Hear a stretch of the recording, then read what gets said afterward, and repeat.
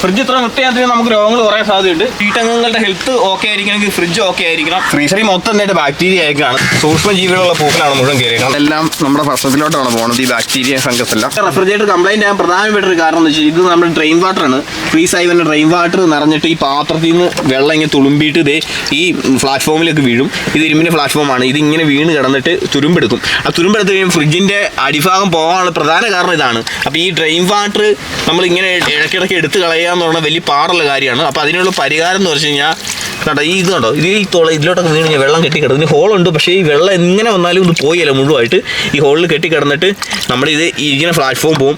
Opposite ഫ്രണ്ടിലെ door പോകാൻ സാധ്യതയുണ്ട്, കൊതുക് മുട്ടയിടാൻ സാധ്യതയുണ്ട്, അഴുക്ക് ബാക്ടീരിയ വരും ഈ വെള്ളത്തിൽ. ഈ വെള്ളം ഇങ്ങനെ കിടക്കാം, നമ്മൾ ഇങ്ങനെ നിറഞ്ഞു പോകണ പോലും അറിയില്ല. നമ്മുടെ ഈ പ്ലാറ്റ്ഫോമിൽ വെള്ളം വീണ് തുരുമ്പെടുക്കാതിരിക്കാൻ വേണ്ടി നമ്മൾ ഇതുപോലത്തെ ഒരു എക്സ്റ്റൻഷൻ ഹോസ് വാങ്ങിക്കണം, കടകളിലൊക്കെ വാങ്ങിക്കാൻ കിട്ടും. അപ്പോൾ ഇത് ഇതിലോട്ട് കണക്ട് ചെയ്യണം. കണക്ട് ചെയ്ത് കഴിഞ്ഞിട്ട് നമ്മുടെ വീടിൻ്റെ അടുക്കളയുടെ ഭിത്തിക്കൊരു ഹോൾ ഉണ്ടാക്കണം. ഹോൾ ഉണ്ടാക്കിയിട്ട് ഇതുപോലെ സ്പ്രിങ് ഫ്ലെക്സിബിൾ ഹോസ് വാങ്ങിക്കാൻ കിട്ടും നമുക്ക്. ഇത് മീറ്ററിന് 10-12 രൂപയേ ഉള്ളൂ. ഇത് 25-ന്റെ ഫ്ലെക്സി ക്ലോസ് ആണ്. എപ്പോഴും ഈ സ്റ്റാൻഡിന്റെ മുകളിലിരിക്കണേ. അപ്പോൾ ഈ വെള്ളം നേരെ നമ്മുടെ ഫ്രിഡ്ജിന്റെ ഏതെങ്കിലും ഫിറ്റ് തുളച്ചിട്ട് ഹോൾ ഉണ്ടാക്കിയിട്ട് പൈപ്പ് പിടിപ്പിച്ചിട്ട് ഹോൾ ഉണ്ടാക്കുകയാണെങ്കിൽ ഈ ഡ്രെയിൻ വാട്ടർ നേരെ പൊക്കോളും. അപ്പോൾ ഇതിന്റെ തുമ്പത്തൊരു തുണി കെട്ടി കൊടുത്തു കഴിഞ്ഞാൽ മതി. അപ്പോൾ നമുക്ക് ഇടയ്ക്കിടയ്ക്ക് ഈ ഡ്രെയിൻ വാട്ടർ നിറഞ്ഞ് ഈ പാത്രം പൊക്കിയെടുക്കേണ്ട ആവശ്യം വരികയില്ല. നമ്മൾ AC കൊടുക്കുന്ന മെത്തേഡ് തന്നെ ഈ പാത്രത്തിൽ വീണുകൊണ്ടിരിക്കുമ്പോൾ നമ്മൾ സ്വാഭാവികമായിട്ട് അറിയില്ല. നമ്മുടെ വീടുകളിലുള്ള വീട്ടമ്മമാരുടെ ഡൗട്ടാണ് ഫ്രിഡ്ജ് ഓഫ് ചെയ്തിട്ട് കേടായി പോകുന്നത്. ഡൗട്ടല്ല, തർപ്പിച്ച് പറയുന്ന കാര്യമാണ് ഫ്രിഡ്ജ് ഓഫ് ചെയ്തിട്ട് കേടായി പോകുന്നത്. അപ്പോൾ ശരിക്കും അങ്ങനെ ഒരു പ്രശ്നം ഇല്ല. ഫ്രിഡ്ജ് ഓഫ് ചെയ്തിട്ട് ഒന്നും സംഭവിക്കാൻ പോകുന്നില്ല. ഫ്രിഡ്ജ് എന്നല്ല, റെഫ്രിജറേറ്റർ എന്നാണ് പറയുന്നത്. എന്നാലും നമ്മൾ ഫ്രിഡ്ജ് എന്ന് പറയുകയാണ് കോമൺ ആയിട്ട്. വീട്ടിൽ സാധനങ്ങളുടെ അവൈലബിലിറ്റി അനുസരിച്ചാണ് ഫ്രിഡ്ജ് ഓൺ ആക്കി ഉപയോഗിക്കേണ്ടത്. ഇപ്പോൾ 1-2 പേരുള്ള വീടായിരിക്കും, അധികം സാധനങ്ങളൊന്നും വെക്കാറില്ല. നമ്മൾ ഫ്രിഡ്ജിൻ്റെ അകത്തൊന്നും വെക്കാനില്ലെങ്കിൽ നമുക്ക് ഫ്രിഡ്ജ് ഓഫ് ചെയ്തിടാം. മാസത്തിൽ 2 ആഴ്ചയെങ്കിലും വർക്ക് ചെയ്താൽ മതി. ബാക്കി ഓഫ് ചെയ്തിട്ടാലും ഫ്രിഡ്ജിന് ഒന്നും സംഭവിക്കാൻ പോകുന്നില്ല. അതുകൊണ്ടുള്ള എല്ലാവരും ധാരണയാണ് ഫ്രിഡ്ജ് ഉപയോഗിക്കുമ്പോൾ കറണ്ട് ബില്ല് കൂടുന്നതനുസരിച്ച് വേണ്ട രീതിയിൽ ഉപയോഗിച്ചില്ലെങ്കിൽ കറണ്ട് ബില്ല് കൂടാൻ സാധ്യതയുണ്ട്. സിംഗിൾ ഡോർ ആയിക്കോട്ടെ ഡബിൾ ഡോർ ആയിക്കോട്ടെ യൂസ് ചെയ്യുമ്പോൾ ഒരുപാട് ശ്രദ്ധിക്കാറുണ്ട്. നമ്മുടെ വീടുകളിൽ റെഗുലർ ആവശ്യത്തിന് വേണ്ടി ഫ്രിഡ്ജ് തുറക്കാറുണ്ട്. എപ്പോഴും ഫ്രിഡ്ജ് തുറക്കും അടയ്ക്കും. തുറന്നിട്ട് കഴിയുമ്പോൾ സംഭവിക്കുന്നത് വെച്ച് കഴിഞ്ഞാൽ പുറത്തുനിന്നുള്ള ചൂടുവായു ഇതിൻ്റെ അകത്തോട്ട് പ്രവേശിക്കുകയാണ്.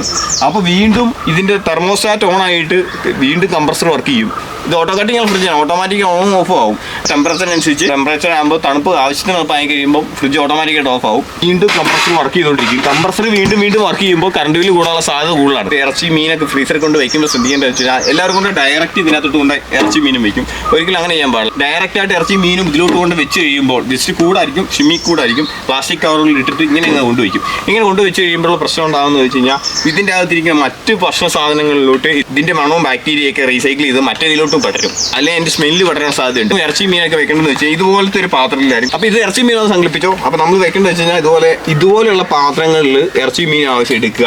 ഇടയ്ക്കേണ്ട ഒരു അടപ്പുണ്ട്. ഇതിങ്ങനെ ലോക്ക് ചെയ്യണ ടൈപ്പ് അടപ്പെടുത്തിട്ട് നമ്മൾ ഫ്രീസറിനകത്ത് വയ്ക്കുക. ഇങ്ങനെ വയ്ക്കുമ്പോൾ ഗുണമെന്ന് വെച്ച് കഴിഞ്ഞാൽ ബാക്കി ഐറ്റംസിലോട്ടൊക്കെ ഇതിൻ്റെ മണമോ ഇതിൻ്റെ ഇതിനകത്ത് ബാക്ടീരിയ ഉണ്ടാകാൻ പോകുള്ളൂ. ഒരുപാട് നാളെ റെഫ്രിജറേറ്ററിൻ്റെ അത് ഇറച്ചി മീനൊന്നും കൊണ്ട് വയ്ക്കില്ലും ബാക്ടീരിയ വരാനുള്ള സാധ്യതയുണ്ട്. ഇപ്പോൾ പച്ചക്കറി ഇട്ട് വയ്ക്കുന്നത് ഇപ്പോൾ തന്നെ റെഫ്രിജറേറ്ററിലൊക്കെ ഇതുപോലത്തെ ട്രേ ഉണ്ട്. ഇതുപോലത്തെ ട്രേക്കകത്തിട്ട് തന്നെ പച്ചക്കറി അടച്ച് സൂക്ഷിക്കേണ്ടതാണ്. ഇത് വെച്ച് നോർമലായിട്ട് ഇതുപോലെ തന്നെ നമ്മൾ പച്ചക്കറി ഫ്രൂട്ട്സ് ചീഞ്ഞു പോണ പച്ചക്കറിയൊന്നും ഇതിൽ കൊണ്ട് ഓപ്പൺ ആയിട്ട് വയ്ക്കാൻ പറ്റില്ല. ഇപ്പോൾ ഉദാഹരണം പറയാം, വെള്ളരിക്ക കുമ്പളങ്ങയൊക്കെ കൊണ്ട് മുറിച്ചിട്ട് ഇവിടെ കൊണ്ട് വയ്ക്കും. അഴുകി കഴിയുമ്പം ഇതിൻ്റെ അകത്ത് വേറെ മറ്റു വസ്തുക്കളൊക്കെ ഉണ്ടാക്കി അതൊക്കെ തുറന്നാണ് വെച്ചിരുന്നെങ്കിൽ അതായത് ബാക്ടീരിയയ്ക്ക് ഓപ്പൺ പുറത്തോട്ട് പോകാൻ സ്ഥലമില്ല വന്നു കഴിയുമ്പോൾ ഇതന്നെ മറ്റു ഇതിലോട്ടും പടരും. നമ്മൾ ഉദാഹരണം പറഞ്ഞു കഴിഞ്ഞാൽ ഒരു ഭക്ഷണ സാധനം വെച്ചിട്ട് വേറൊരു ഐറ്റം കൊണ്ട് വയ്ക്കുകയാണെങ്കിൽ അതിൻ്റെ സ്മെല്ലും അതിൻ്റെ രുചിയും മറ്റേലോട്ട് കിട്ടാൻ സാധ്യതയുണ്ട്. നോർമൽ പച്ചവെള്ളമാണ് ഉപയോഗിച്ചിട്ട്. അപ്പോൾ ഇതിൻ്റെ ഈ കോമൺ ആയിട്ട് ഈ പുറമേ ഉള്ള സ്ഥലങ്ങളിലൊക്കെ വെള്ളം വീണെന്നോർത്ത് യാതൊരു പ്രശ്നം ഉണ്ടാകാൻ പോകുന്നില്ല. പിന്നെ ഇലക്ട്രോണിക്സ് കമ്പൗണ്ടൊക്കെ ഇൻബിൽട്ട് ആയിട്ടാണ് വരുന്നത്. ഈ ഷെഡ് ബീഡിങ്ങിൽ കണ്ടോ ഫുഡിൻ്റെ വേസ്റ്റ് ഇരുന്നിട്ട് മുഴുവൻ കരിമ്പ് പോലെ, അതായത് പൂപ്പൽ മുഴുവൻ കയറിയേക്കുവാണ്. ഇളക്കി മാറ്റിയിട്ട് തീർച്ചയായിട്ട് ക്ലീൻ ചെയ്യണം. പച്ചക്കറിയുടെ ട്രേയാണ്, പച്ചക്കറി ട്രേ.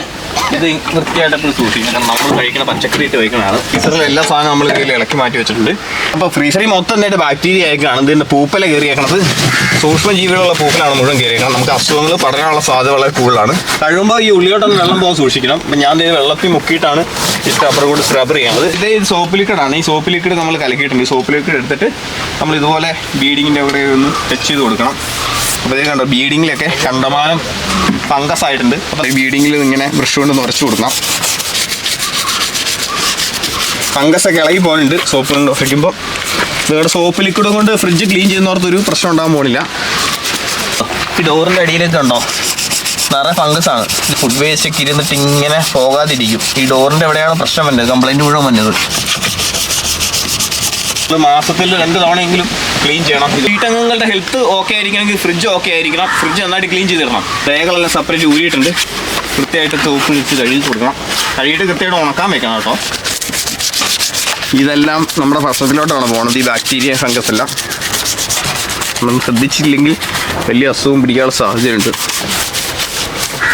അതുകൊണ്ട് ഇങ്ങനെയൊക്കെ ഈ പോർഷനൊക്കെ വൃത്തിയാക്കി കൊടുക്കണം ഇപ്പോഴും. ഫ്രിഡ്ജ് ഇത്ര വൃത്തിയാക്കി നമുക്ക് രോഗങ്ങൾ കുറേ സാധ്യതയുണ്ട്. ഡോക്ടർമാരോട് ചോദിച്ചാൽ അറിയാം. നമ്മൾ ഉപയോഗിക്കുന്ന റെഫ്രിജറേറ്ററിൽ നിന്നാണ് കൂടുതലും രോഗാണുക്കളൊക്കെ ഉണ്ടാകുന്നത്. ഫ്രിഡ്ജിന് കറണ്ട് ബില്ല് കൂടാനുള്ള സാധ്യത ഞാൻ നേരത്തെ പറഞ്ഞത് ഡോർ തുറന്നിടുമ്പോൾ എപ്പോഴും ഡോർ ഓപ്പൺ ക്ലോസ് ആകുമ്പോൾ അടുക്കളയല്ല ശരിക്കും ഫ്രിഡ്ജ് വെക്കേണ്ടത്. എന്നാലും നമ്മൾ അടുക്കള വെക്കുവാണെങ്കിൽ തന്നെ 15-20 സെൻറ്റിമീറ്റർ ഡിസ്റ്റൻസ് കീപ്പ് ചെയ്തിട്ട് ഫ്രിഡ്ജ് വെക്കേണ്ടതാണ്. അതുപോലെ ഫ്രിഡ്ജിൻ്റെ മുകളിൽ ഇതുപോലെ തുണിയായിട്ട് മറയ്ക്കുമ്പോൾ ഇതിന് ചുറ്റും കണ്ടൻസർ യൂണിറ്റുകളുണ്ട്. അപ്പോൾ അത് ഹീറ്റ് ആകുമ്പോൾ ഇതിൻ്റെ ഹീറ്റ് പോകാനുള്ള ഒരു വഴിയില്ലാതെ വരും. അപ്പോൾ തുണിയിട്ട് മറയ്ക്കാൻ പാടില്ല. ഇതാണ് ഇതിൻ്റെ തെർമോസ്റ്റാറ്റ് കൺട്രോൾ. തണുപ്പ് കുറയാനനുസരിച്ചിട്ട് ഇതിന് തണുപ്പ് ഓട്ടോമാറ്റിക്കായിട്ട് വെളിയിലെ ടെമ്പറേച്ചർ അനുസരിച്ച് തണുപ്പ് അഡ്ജസ്റ്റ് ചെയ്ത് വിടാനാണ്. അതിനനുസരിച്ച് ഈ തെർമോസ്റ്റാറ്റ് ഓട്ടോമാറ്റിക്കായിട്ട് കട്ടായി കഴിയുമ്പോഴാണ് ഫ്രിഡ്ജ് ഓട്ടോമാറ്റിക് കട്ടാകുന്നത്. അതിന് വേണ്ട തണുപ്പ് എടുത്ത് കഴിയുമ്പോൾ ഫ്രിഡ്ജ് ഓഫ് ആവും. കംപ്രസർ ഓഫ് ആവും. കംപ്രസർ ഓഫായി വീണ്ടും തണുപ്പായി കഴിയുമ്പോൾ വീണ്ടും ഇത് ഓണാകും. സമ്മർ സമയത്ത് ഉപയോഗിക്കേണ്ടത് 1 ആണ്.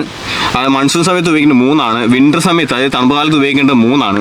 അത് ഫാസ്റ്റ് കൂളിംഗ് ആയിട്ട് ഉപയോഗിക്കാണ്ട് 1 ആണ് ഉപയോഗിക്കുന്നത്. നമ്മുടെ കേരളത്തിലെ കാലാവസ്ഥയ്ക്ക് അനുസരിച്ച് വേണം ഇത് യൂസ് ചെയ്യാൻ. സ്മാർട്ട് ഇൻവെർട്ടർ കംപ്രസർ എന്നൊക്കെ പറഞ്ഞുകൊണ്ടാണ് ഓരോ കമ്പനികൾ ഇറക്കുന്നത്. പക്ഷേ നമ്മളൊരു ഫ്രിഡ്ജ് പർച്ചേസ് ചെയ്യുമ്പോൾ ഉറപ്പായിട്ട് ഒരു സ്റ്റെബിലൈസർ പർച്ചേസ് ചെയ്യേണ്ടതാണ്. സ്റ്റഡി ആയിട്ട് ഒരു വോൾട്ടേജ് ഫ്രിഡ്ജ് വർക്ക് ചെയ്യാൻ വേണ്ടി വരുന്നില്ല. അതിൻ്റെ കമ്പോണൻസിനെ പ്രൊട്ടക്ട് ചെയ്യാൻ വേണ്ടി ഫ്രിഡ്ജ് പർച്ചേസ് ചെയ്യുമ്പോൾ ഒരു സ്റ്റെബിലൈസർ വാങ്ങിക്കേണ്ട ആവശ്യമാണ്. അതുപോലെ പലരും സെക്കൻഡ് ഹാൻഡ് ഫ്രിഡ്ജ് എടുക്കും. ആ ഫ്രിഡ്ജ് എടുക്കുമ്പോൾ ശ്രദ്ധിക്കുന്ന കംപ്രസർ പൊട്ടിച്ച ഫ്രിഡ്ജ് ആയിരിക്കും. അതൊരിക്കലും നമ്മൾ വീട്ടിലെ വൈദ്യുതി ചാർജ് കൂടാനുള്ള സാധ്യത കൂടുകയുള്ളൂ. അപ്പോൾ അങ്ങനത്തെ ഫ്രിഡ്ജുകൾ മാക്സിമം ഒഴിവാക്കുക. ഈ ഫ്രിഡ്ജ് എടുക്കുമ്പോൾ സ്റ്റാർ റേറ്റിംഗ് കൊടുക്കുന്നത് 3 സ്റ്റാറിൻ്റെ ഫ്രിഡ്ജാണ്. മാക്സിമം സ്റ്റാർ റേറ്റിംഗ് കൂടുന്നതനുസരിച്ച് നമുക്ക് എനർജിയുടെ അളവിന് വ്യത്യാസം ഉണ്ടാവും. സ്റ്റാർ റേറ്റിംഗ് ഇല്ലാത്ത ഫ്രിഡ്ജ് ആകുമ്പോൾ എനർജി എഫിഷ്യൻസി കൂടുതലായിരിക്കും. ആനുവൽ ഇയർ 232 യൂണിറ്റ് ലാഭിക്കാന്നാണ് പറഞ്ഞേക്കുന്നത്. ചൂടായ വസ്തുക്കളൊന്നും കൊണ്ട് അതേപടി കൊണ്ട് ഫ്രിഡ്ജ് കൊണ്ട് വെക്കലും അതിൻ്റെ ഫ്രിഡ്ജിൻ്റെ വർക്കിംഗ് എഫിഷ്യൻസി കൂട്ടാനുള്ള സാധ്യതയാണ്. ആ ഫ്രിഡ്ജ് മാസത്തിൽ 2 പ്രാവശ്യമെങ്കിലും ക്ലീൻ ചെയ്ത് ഉപയോഗിച്ച് കഴിഞ്ഞാൽ ബെറ്റർ ആയിരിക്കും.